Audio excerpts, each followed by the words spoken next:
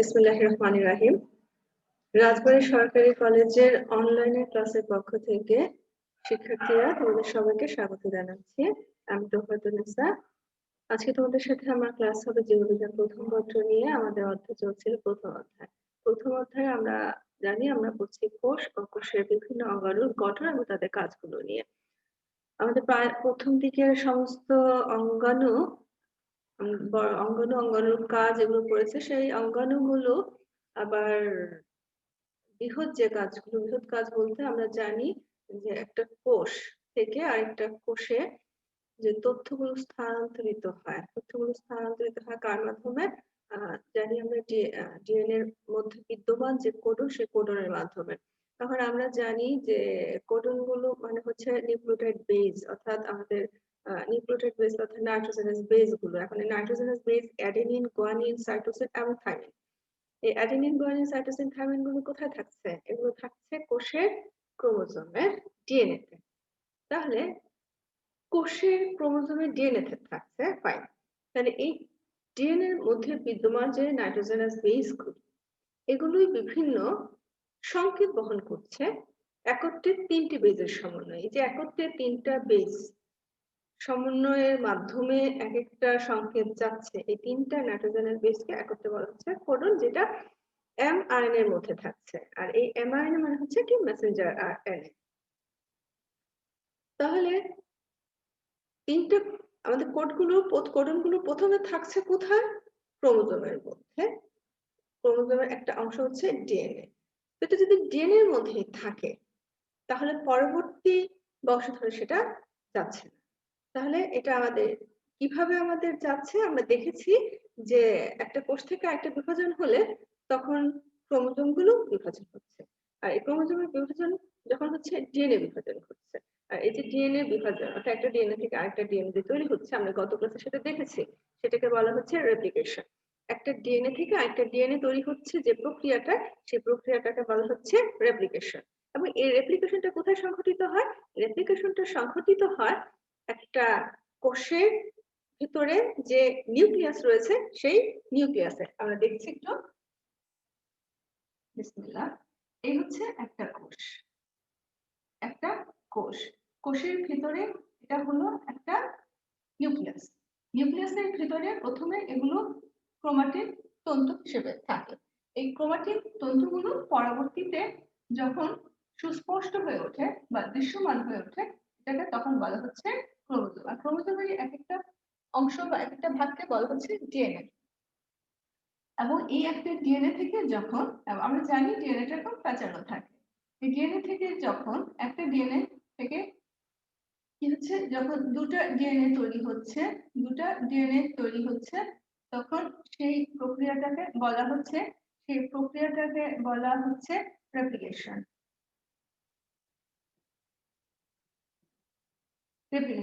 পরবর্তীতে এই কোষের নিউক্লিয়াসের ভেতরে এই যে দ্বিসূত্র বিশিষ্ট, দেখো প্রত্যেকটা দুইটা সূত্র মানে দ্বিসূত্রক আমরা বলছি।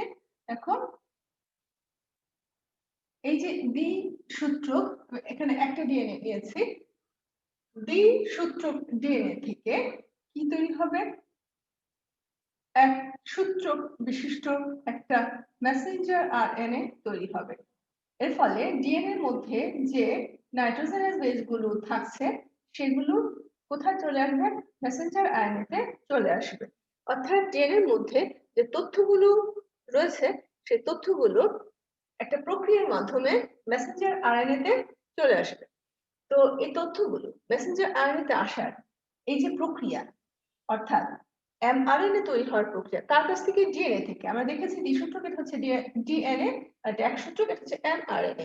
এই দ্বিসূত্রক ডিএনএ থেকে একটা একসূত্রক mRNA তৈরি হওয়ার যে প্রক্রিয়া, সেটাকে বলা হচ্ছে ট্রান্সক্রিপশন। প্রক্রিয়াটাকে বলা হচ্ছে ট্রান্সক্রিপশন। এবং ট্রান্সক্রিপশনের ফলে আমরা কি পাচ্ছি? আমরা পাচ্ছি একটা ডিএনএ থেকে। ডিএনএটা কেমন? দ্বিসূত্রক। একটা দ্বিসূত্রক ডিএনএ থেকে আমরা পাচ্ছি একটা একসূত্রক mRNA। আসল জিনিসটা কিভাবে হয় আমরা সেটা একটু দেখি। তাহলে আমাদের একটা জিনিস পরিষ্কার থাকতে হবে, ঘটনাটা কোথায় ঘটছে? কোষে তো বটে, তো কোষের কোন জায়গায়? কোষের নিউক্লিয়াসের ভিতরে।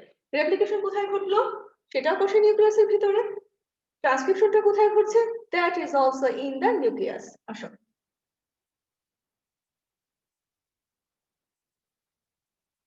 আমরা এখন পড়ব যে টপিকটা, সেটা হচ্ছে ট্রান্সক্রিপশন কিভাবে সংঘটিত হয়। এখানে একটা দ্বিসূত্রক ডিএনএ রয়েছে।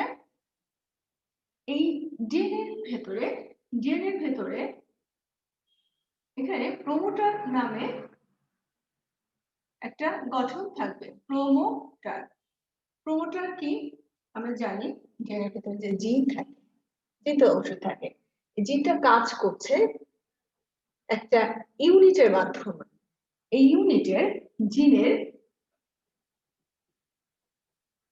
যে জিনের কাজের যে ইউনিট, সেই ইউনিটেরই একটি অংশ হলো জিনের কাজের যে ইউনিট, সেই ইউনিটেরই একটা অংশ হচ্ছে প্রোমোটার। এই প্রোমোটারের কাজ কি? এই প্রোমোটারের কাজ হচ্ছে প্রোমোটারের মধ্যে পলিমারেজ এনজাইম এসে যুক্ত হয়। পলিমারেজ এনজাইম কি পলিমারেজ? আমরা দেখেছি যে ডিএনএ পলিমারেজ এনজাইম ছিল ডিএনএ রেপ্লিকেশনের সময়। আমরা এখন কি পড়ছি? আমরা পড়ছি আরএনএ তৈরির কৌশল। এখানে আসবে আরএনএ পলিমারেজ এনজাইম। এই আরএনএ পলিমারেজ এনজাইমটা এই প্রোমোটারের সাথে যুক্ত হবে। কি বলেছি? আরএনএ পলিমারেজ এনজাইমটা এই প্রোমোটারের সাথে যুক্ত হবে এবং এখানে থাকবে ট্রান্সক্রিপশন ফ্যাক্টর নামে আরো কিছু এনজাইম। এগুলোর সমন্বয় এই যে ডিএনএর একটা অংশ প্যাচ খুলে যাবে, ডিএনএর একটা অংশের প্যাচ খুলে গেল। আসো যাই,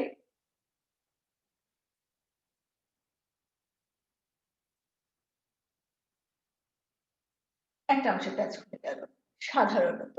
সাধারণত দেখা যায় যে 20টি নাইট্রোজেনাল বেস রয়েছে। সাধারণত দেখা যায় যে 20টি নাইট্রোজেনাস বেস রয়েছে। এমন নাইট্রোজেনাস বেস রয়েছে এমন একটা অংশ, ডিএনএ এমন একটা অংশের প্যাচ খুলে যায়। এই যে 20টি নাইট্রোজেনাস বেস রয়েছে এমন একটা অংশের প্যাচ খুলে গেল, এটাকে বলা হচ্ছে ট্রান্সক্রিপশন ইউনিট। এটাকে বলা হচ্ছে ট্রান্সক্রিপশন ইউনিট। তো এই ট্রান্সক্রিপশন ইউনিটের কি খুলে গেল? প্যাচ খুলে গেল। কার সহযোগিতায়? প্রোমোটার, আরএনএ পলিমারেজ এবং ট্রান্সক্রিপশন ফ্যাক্টরের সহায়তায় এটুকু খুলে গেল। এখন আমি ধরে নিচ্ছি এখানে রয়েছে adenine, cytosine, adenine, thymine, cytosine, thymine. এটা আমি ধরে নিতে পারি। এখানে কোনো যেহেতু আমি কোনো সুনির্দিষ্ট জীবের ডিএনএ এখানে আঁকিনি, কাজেই এটা নিজের ইচ্ছে মতো লেখা যাবে। কিন্তু এখানে আর ইচ্ছে মতো করা যাবে, একটা সূত্রকে আমি ইচ্ছে মতো করতে পারছি। পরবর্তী সূত্রটা কি হবে?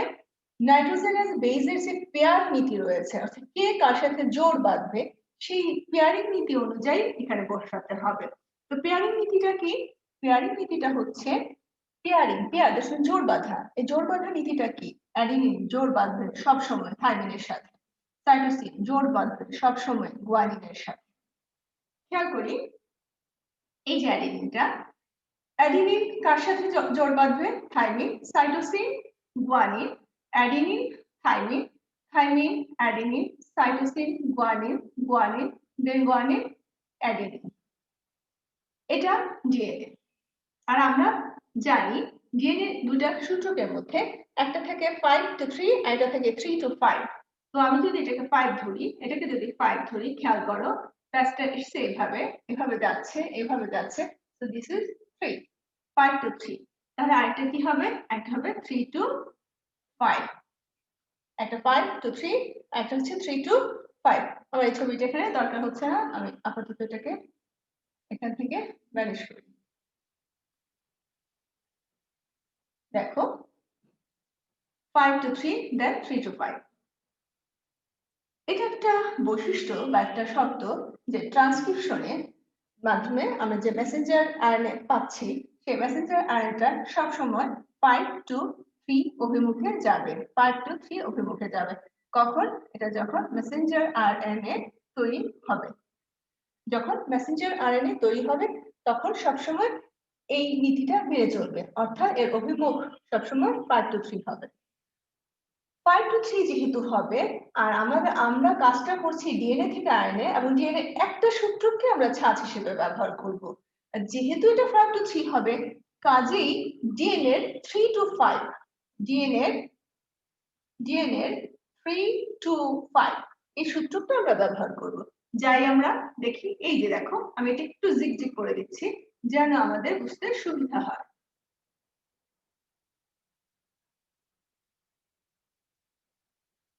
ওকে, দেখো 3 to 5, এই 3 to 5 টাকে আমরা এখন বেস হিসেবে ধরবো, মানে এটাকে আমাদের টেমপ্লেট স্ট্র্যান্ড, যেটাকে আমরা বেস ধরছি সেটাকে বলা হচ্ছে টেমপ্লেট স্ট্র্যান্ড। আরেকটা যে স্ট্র্যান্ড থাকবে সেটাকে বলা হবে,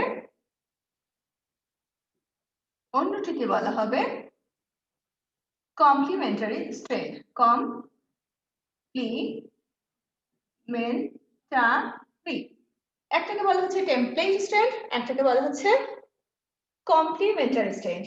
এখন যাই বাবা, দেখো বলেছি 5 to 3 তে যাবে মেসেঞ্জার আরএনএ, তাকে ব্যবহার করবে ছাঁচ হিসেবে ব্যবহার করবে 3 to 5। তো 3 to 5 এই সূত্রকে যেই সিকোয়েন্সে নাইট্রোজেনাস বেসগুলো অবস্থান করে তার ঠিক অপোজিট নাইট্রোজেনাস বেসগুলো পরপর সংযুক্তির মাধ্যমে মেসেঞ্জার আরএনএ তৈরি হবে। তো এখানে খেয়াল করি, এখানে আমাদের কি রয়েছে, দেখো অ্যাডিনিন রয়েছে, তাহলে আমাদের মেসেঞ্জার আরএনএ কি তৈরি হবে, কি থাকবে, দেখো thymine, guanine, thymine, adenine, guanine, then adenine. অর্থাৎ আমরা যাকে ছাঁচ হিসেবে ধরবো, ডিএনএ যে সূত্রটাকে আমরা ছাঁচ হিসেবে ব্যবহার করব, সেই সূত্রকে যে নাইট্রোজেনাস বেসগুলো যে সিকোয়েন্স অনুযায়ী থাকবে, সেই সিকোয়েন্সের শুধু সম্পূরক বেসগুলো পরপর সংযুক্তির মাধ্যমে আমরা মেসেঞ্জার আরএনএ পাবো। তো এই হচ্ছে মেসেঞ্জার আরএনএ, কিন্তু আমরা লিখছি আরএনএ, আমরা তৈরি করছি আরএনএ, ডিএনএ নয়। আর আমরা জানি আরএনএ এর মধ্যে থাইমিন থাকে না। কি থাকে থাইমিনের পরিবর্তে? থাইমিনের পরিবর্তে থাকে ইউরাসিল। কাজে আমি যে জায়গায় থাইমিন লিখেছি সেই জায়গায় ইউরাসিল লিখব। কাজে আমরা দেখতে পাচ্ছি যে মেসেঞ্জার আরএনএ কিছুই না, কি শুধু এক সূত্র ডিএনএ, যার মধ্যে ডিএনএ তে যা থাকে তার বিপরীত সূত্রগুলো পরপর সাজানো থাকে। একটা ব্যাপার মাথায় রাখতে হবে, যেখানে যদি থাইমিনের ব্যাপারটা আসে, আমরা আরএনএ তে কখনোই থাইমিন বসাবো না, থাইমিনের পরিবর্তে কাকে বসাবো, ইউরাসিলকে। হয়ে গেল মেসেঞ্জার আরএনএ তৈরি। কিন্তু যে মেসেঞ্জার আরএনএটা আমরা মাত্র পেলাম, এটাকে বলা হচ্ছে প্রাক, এমআরএনএ। যেটা আমরা পেলাম মাত্র, সেটাকে বলা হচ্ছে প্রাক এমআরএনএ। তো এটা চূড়ান্ত এমআরএনএ হতে হবে। চূড়ান্ত এমআরএনএ তৈরি হওয়ার জন্য এখানে এই যে শুরুটাতে লাগবে হচ্ছে ক্যাপসাইট বসাতে হবে, ঠিক আছে? ক্যাপসাইট তৈরি হবে, আর এই যে এই শেষটা, এটা হচ্ছে টেল সাইট তৈরি হবে। কেমন করে? টেল সাইটে অনেকগুলো, প্রায় 50 থেকে 100টি অ্যাডেনিন যুক্ত হবে। 50 থেকে 150টি অ্যাডেনিন যুক্ত হবে। যদি যুক্ত হয় তবে ওটাকে কি বলা হচ্ছে, টেল সাইট বলা হচ্ছে। তাহলে এখানে অনেকগুলো কি যুক্ত হচ্ছে, অ্যাডেনিন যুক্ত হচ্ছে। আর শুরুর দিকে 7টি গুয়ানিন যুক্ত হবে। এই গুয়ানিন 1 2 3 4 5 6 দেন 7, 7টা গুয়ানিন যুক্ত হয়ে যে অংশটা তৈরি করবে এটাকে বলা হচ্ছে ক্যাপসাইট। আর এখানে অনেকগুলো, কয়টা দিয়েছি, 50 থেকে 100টা যখন এখানে যুক্ত হবে তখন এটাকে বলা হচ্ছে টেল সাইট। চূড়ান্ত মেসেঞ্জার আরএনএ তৈরির জন্য এখানে আরো কিছু কাজ দরকার আছে। কি কি? এখানে কিছু কিছু অংশ থাকে, যেটা পরবর্তীতে আমাদের যে পরবর্তী ধাপ বলতে আমরা এখন পড়ছি ট্রান্সক্রিপশন। পরবর্তীতে ট্রান্সক্রিপশনের পরবর্তীতে আমরা যে পড়াটা পড়বো বা আমরা আমাদের সিলেবাসে অন্তর্গত রয়েছে সেটা হচ্ছে ট্রান্সলেশন। আমরা পরবর্তীতে যাব ট্রান্সলেশন। ট্রান্সলেশন কি? ট্রান্সলেশন আমি জানি ট্রান্সলেশন অর্থ অনুবাদ, এটাও অনুবাদ, কিন্তু কি অনুবাদ করবে? ও অ্যামাইনো অ্যাসিডকে অনুবাদ করবে। অ্যামাইনো অ্যাসিড আর অ্যামাইনো অ্যাসিডের সংযুক্তির মাধ্যমে তৈরি হচ্ছে প্রোটিন। অ্যামাইনো অ্যাসিডের সংযুক্তির মাধ্যমে তৈরি হচ্ছে প্রোটিন। তো প্রোটিন তৈরি করবে এই মেসেঞ্জার আরএনএ থেকে, কিন্তু এই মেসেঞ্জার আরএনএ পুরোটাই প্রোটিন তৈরি করে না। কিছু কিছু অংশ আছে যেটা পরবর্তীতে প্রোটিন তৈরিতে অংশগ্রহণ করে না। যে অংশটা পরবর্তীতে প্রোটিন তৈরিতে অংশগ্রহণ করে না, সেগুলোকে বলা হচ্ছে ইন্ট্রন।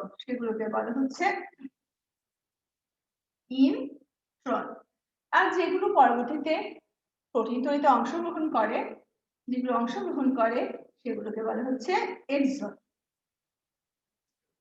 এই ইন্ট্রন গুলো যখন চূড়ান্ত অ্যামাইনো তৈরি হয় তখন ইন্ট্রন গুলো বাদ হয়ে যায় এবং এক্সন গুলো যুক্ত হয়। তাহলে এখানে এক্সন হিসেবে আমার কি কি আছে দেখো, ইউ জি জি এ, আর শেষে কি কি থাকছে? অসংখ্য, প্রায় 150টার মতো অ্যাডিনিন, আর সামনে কি থাকছে? গুয়ানিন। 1 2 3 4 5 6 7 গুয়ানিন থেকে এটাকে কি তৈরি করছে? এটাকে তৈরি করছে ক্যাপিং সাইট। এটাকে তৈরি করছে CAPPING, এটাকে তৈরি করছে ক্যাপিং সাইট, আর এটা তৈরি হচ্ছে টেইল সাইট। এই হয়ে গেল চূড়ান্ত মেসেঞ্জার আরএনএ। এটাকে আমরা বলবো চূড়ান্ত mRNA। এই যে ইন্ট্রন বাদ এবং এক্সন গুলো যুক্ত হলো, এই প্রক্রিয়াটাকে বলা হচ্ছে স্প্লাইসিং।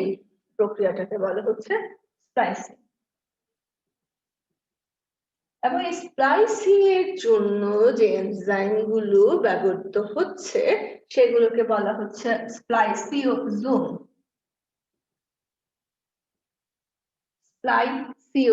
কি বলছি? একটা প্রাক অ্যামাইন তৈরি হলো।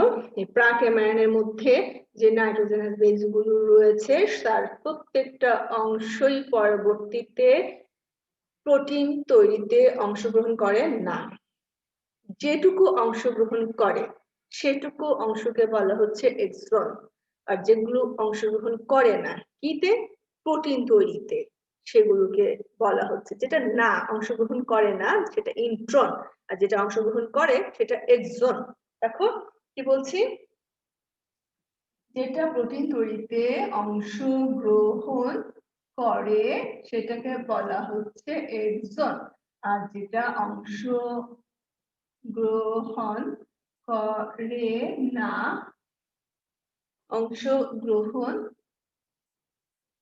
করে না সেটাকে বলা হচ্ছে ইন্ট্রন। পরবর্তীতে চূড়ান্ত এমআরএনএ তৈরি হওয়ার সময় ইন্ট্রন গুলো বাদ হয়, এক্সন গুলো যুক্ত হয়। এই কাজে সহযোগিতা করে স্প্লাইসিওজোম নামক কিছু এনজাইম, এবং এই প্রক্রিয়াটাকে বলা হচ্ছে স্প্লাইসিং। এমনি ভাবে আমাদের কোষের নিউক্লিয়াসের ভেতরে এই যে কোষের ভেতরে নিউক্লিয়াস, এই নিউক্লিয়াসের ভিতরে এমআরএনএ তৈরি হলো, এবং এই এমআরএনএ তৈরি হওয়ার ফলে যদি এটা আদি কোষ হয়, এবং আদি কোষের ক্ষেত্রে আমরা জানি এখানে সুগঠিত মেমব্রেন থাকে না নিউক্লিয়াসে, তখন এখান থেকে এটা তখন কোথায় থাকবে? এটা কিন্তু তখন সরাসরি সাইটোপ্লাজমে থাকে। আর যখন এটা প্রকৃত কোন জীবের কোষ হয়ে থাকে সেক্ষেত্রে মেমব্রেন থাকছে, আর আমরা জানি নিউক্লিয়ার মেমব্রেনে নিউক্লিয়ার রন্ধ্র থাকে, এই নিউক্লিয়ার রন্ধ্র দিয়ে এই মেসেঞ্জার আরএনএটা তখন বের হয়ে আসবে এবং পরবর্তী যে কার্যক্রম অর্থাৎ প্রোটিন তৈরির যে প্রক্রিয়া সেটা সংঘটিত হবে সাইটোপ্লাজমে। তো আজকে এটুকু পর্যন্ত, ইনশাআল্লাহ সামনের ক্লাসে আমরা বাকি অংশগুলো নিয়ে কথা বলবো, পড়বো। তোমরা খুব ভালো থাকো, খুব ভালো করে পড়াশোনা করো। আর হোমওয়ার্ক হিসেবে এই প্রসেসটা থাকলো, তোমরা ঠিকমতো ছবি এঁকে এঁকে পড়বে, খাতায় নোট করবে। আর আমরা যখন অ্যাসাইনমেন্টের কথা বলবো তখন তোমরা এটা জমা দিবে। এছাড়া সামনে তো আমাদের পরীক্ষা আছে, আমাদের অধ্যক্ষ মহোদয় বলেছেন আমাদের পরীক্ষা নিবে। তো কাজেই আমরা সেভাবে নিজেদেরকে তৈরি করব। আর অবশ্যই সুস্থ থাকার চেষ্টা করব, ধর্মের সাথে থাকবো, ধর্ম করব, আন্তরিকভাবে করব। আল্লাহ হাফেজ, তোমরা সবাই খুব ভালো থাকো।